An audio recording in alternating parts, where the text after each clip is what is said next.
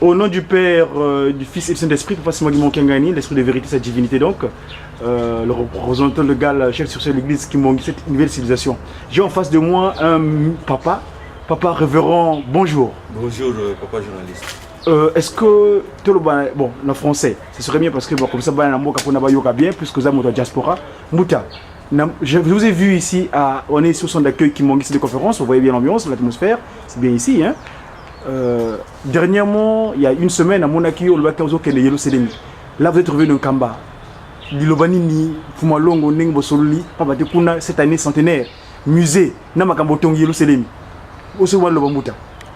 On peut savoir comment le bosso, papa. Oui, merci, papa, le Diakombo. Na voyage Nengto Kutanaki, na sepela qui ming déjà, Romo Nandegoto Ozalarane Kuna. Je me présente d'abord, papa Makie, c'est tout mon nom.